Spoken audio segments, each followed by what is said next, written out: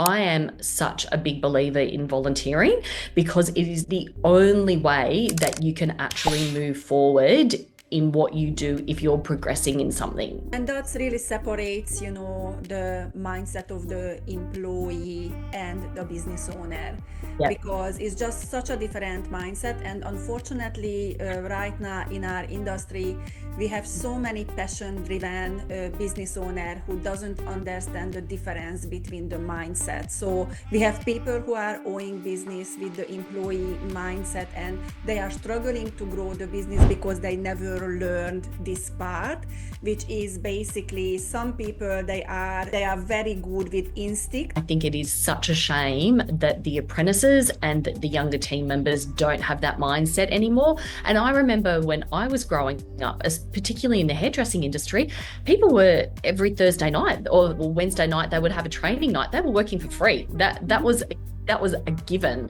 And I think it's a shame that we're losing that.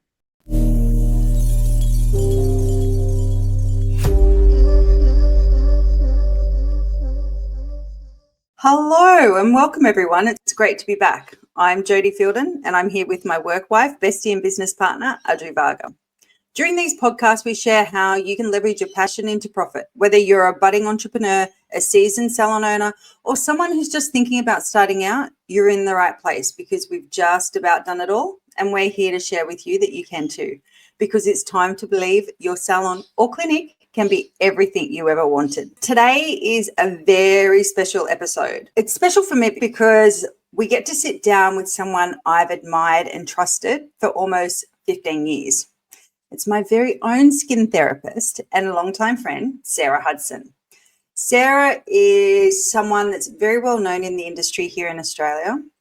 She's a highly respected aesthetic practitioner, and she's got over 25 years experience in the skin health and aesthetic therapies. Sarah is very focused on skin health overall. And also what I love about this episode is that we are not just talking about business tips, but we are diving deep into what it really takes to hold your ground, trust your vision, and also stop making decisions from fear. Sarah has built an exceptional brand that stayed true to its values. And we are going to unpack exactly how she done that and what she learned along the way. Like over the years, when I've been laying there on a treatment table in her room, we'd talk about business dreams, mindset warbles, and the big vision. Back then, when I first met Sarah, we were both kind of navigating the early days of learning how to grow a business, and how to find something that really was in alignment with who we are and what we believed, and not just profitable, but something that we could be passionate about. What I've seen from Sarah's brand and her clinic has grown to be, so admired and trusted throughout the beauty industry. It's inspiring to say the least. So I couldn't be more thrilled to share this conversation with all of you. What led you to open Sarah Hudson? So I had always had a want and a need for two things, and that was to have my own beautiful branded skin clinic, but I also wanted to have my own skincare line as well. And there was always that fire within my belly. I was lucky enough to find a premises in Beecroft, which is where I wanted to open, that had previously been a skin clinic and had gone into receivership. And I could walk into the bones and then refit it out exactly the way that I actually wanted. We basically, when I opened it, I gutted it, redid the floor, and back in 2008, there really wasn't a lot of device companies. Like, it was really still beauty and skin. And I guess that is how I opened it, as a multi-service beauty salon that focused predominantly on skin. I'd had an education background working with Dermalogica, and so I really wanted to bring that education into the clinic. And that was really successful for us for a couple of years. But I realized very quickly that devices and the aesthetics were coming into the market, And so within a couple of years, I had stopped the multi-service beauty side and then purely gone just into skin and heavily into devices. So laser technology, LEDs. So you kind of really early had picked your niche. I did pick the niche early, and that is because I had such a strong education background in the skin and I had a focus on the skin, and that's what I wanted to do. And I wanted to be known for the results that we could actually achieve with the skin. And because back in 2008, people were still doing brow waxing and lash tinting. Even leg waxing, then this is before laser hair removal. It was a smaller part of the business and a great add-on to the business, but I never wanted it to be the focus of the business. And that really then showed me as I transitioned into skin by specializing in that one area, why that was actually so key. Tell me a little bit about the journey, about how you didn't stray from your niche, like you made the decisions about being really strong. Back then, chandeliers and the florals were really in, and even though we were predominantly skin, my hardest issue was in those days was to come away from the beauty world and to be taken really seriously for what we actually did. And so in transitioning to skin, I actually changed the look of the business. So I removed that beauty look and became a lot more clinical. In fact, I actually shared with a doctor, Dr. John Darcy, and in that transition, we let go of all of the beauty. And that was really difficult because we had a very significant and substantial brow waxing business, and it generated a lot of money. Also, a lot of those clients that were having their brows done were also having skin treatments, and they were also buying products as well. But when I added it up and thought about what do I want to do, letting go of anything to do with the beauty was really important because it was the only way I could actually transition the business into being aesthetic skin. So at that stage, it was 2012, 2013. What I did then was I totally changed the look of the business. Like I said, I took away all the florals, I took down the chandeliers, I shared with the doctor. So we had a lot more of a clinical look.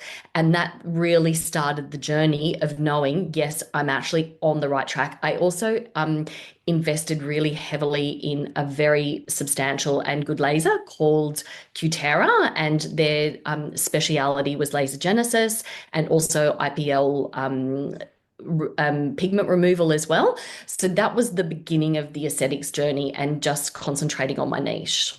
And how big, like investing into something like that, that's a big decision, especially when you're going out of that, something that's, everyone says, don't upset your bread and butter, like don't, you need your bread and butter there, and then everything else you can, will build on that. That's what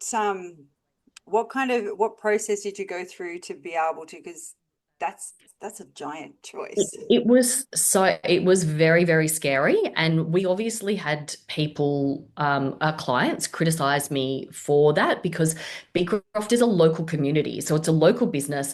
We were known for what we do. And all of a sudden, I was moving away from services that people loved and trusted us in to aesthetic laser that people thought I was going to fry their face with. So I'd gone from like massive types of extremes and also extremes in costs. So you're looking at, an eyebrow wax sitting under $50 to a laser genesis, which is around $300. So a really big market shift as well. And I just had to know that I had faith in what the results I could achieve with the skin and faith in myself that I could deliver the education to my clients to keep their skin evolving. Because at the same time, I was also seeing clients leave because they weren't getting the results that they knew they could achieve as well. So whilst there was a small part of the business that could be kept through the beauty side, I was also losing clients because they wanted better results with their skin. Mm. And Yes. I guess that's really identifying two different markets that you're playing to, right? You've got, and those, I think it really highlights with how much people are willing to spend if their priority is an outcome, a true result. Yeah. And if you can deliver that in a very significant way, because if you're charging above $300 for a service, then it's really key that from the time the person calls on the phone or walks through the door to the time that they actually finish that service, that they feel like they're number one, not just a number through the door. So people are willing to spend it. And I don't think that when we talk about high ticket items, this could be related to skin, but it also can be related to hair as well. Yeah. And people, those niche, if you have a niche, people will come to you if you deliver that service correctly. Yeah, and I think it's really an interesting point if you could share with us the transition time, because there is not like a straight line. You cut the operation, you shut the door and close the door, and the new clients are coming in. So if you could share that with us, because most of our audience, they are worrying about changing niche or focusing or level up with the niche, because everyone believes that they're going to lose all the clients Yeah. in the same time. Yeah. And yes, 100% we did lose clients. Like, I did have to take a deep breath. I did have to think, oh my gosh, is this the right decision? But I had spent the year previous to that educating myself in laser technology, finding the right technology that was correct for me, because you're looking above $100,000 investment in laser technology. So it's very, very, if I should actually probably say above $150,000 in laser technology. So it's a very significant investment. So I spent that 12 months before I transitioned, ensuring that I had the right qualifications, that I'd been training. I also volunteered as well. So I went and worked with one of my colleagues for free 1 day a week. So even before I introduced the technology, I'd already worked for a whole year in understanding it, how the results that I could achieve with it. And I am such a big believer in volunteering, because it is the only way that you can actually move forward in what you do if you're progressing in something. I think it's really, really important. And I'm so grateful to her to this day, because I wouldn't be where I am had she not allowed me into her business to work on her clients and actually get that experience. So to come back to your question is, yes, it did happen overnight, because we had to draw a line in the sand where one day we were a beauty business and the next day we weren't.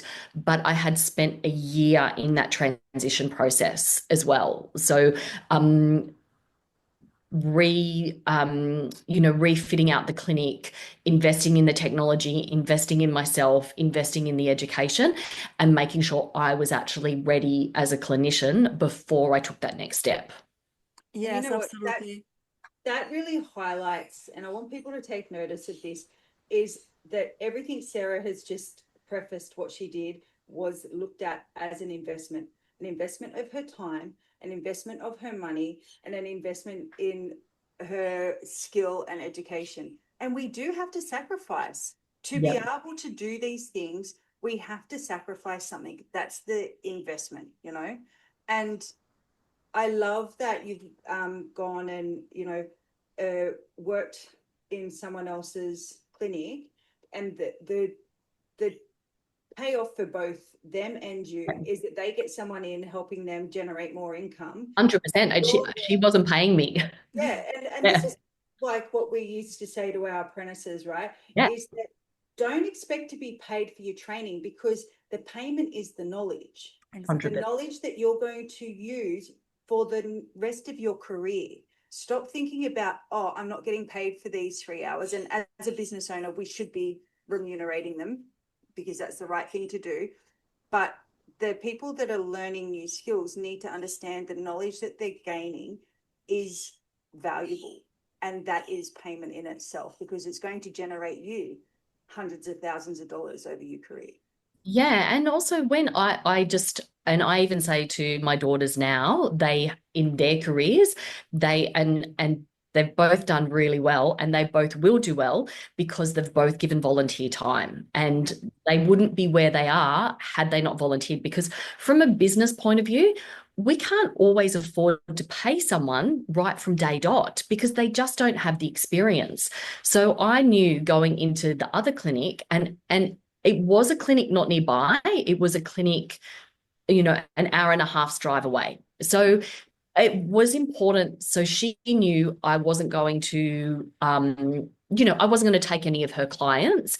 In fact, I helped to grow her business because she had someone that was well educated and willing to learn. And I can't stress that enough. If you want to further your career, you have to give up something in order to go forward.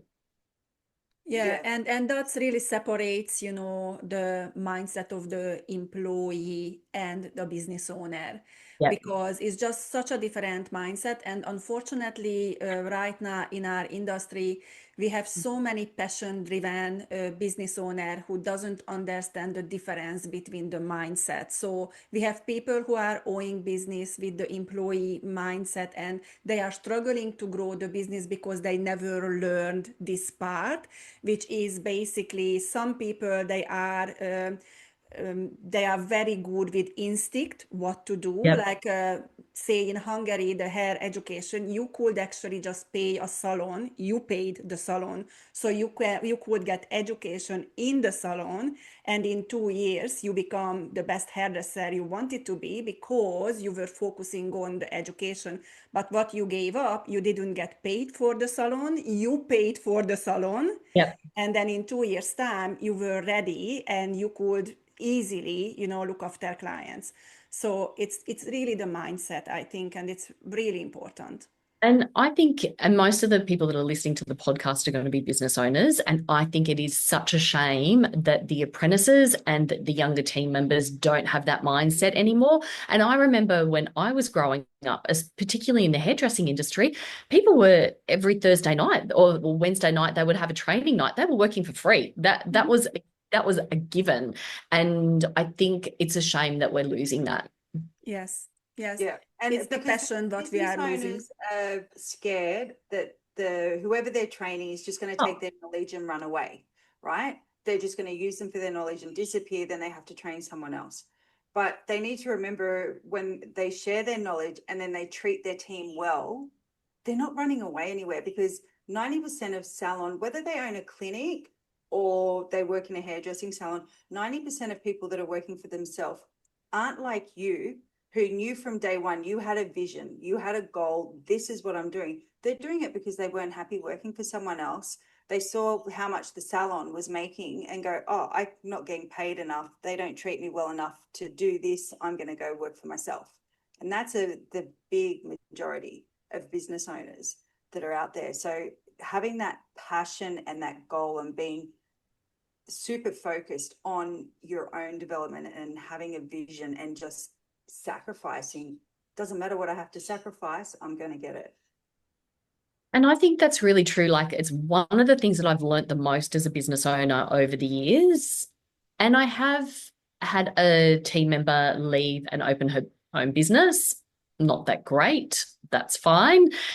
But the majority of people don't leave and open their own businesses. And they see how hard you work. And I think that's good to throw in there with your team as well on how hard you work. So they're like, no, Ashley, I don't want to work Sundays. I don't want to work Saturdays. Business owners hide, they don't like the team to know everything that's going on. And they always hide the running cost of the business as well, because they don't want the team to know their personal finances.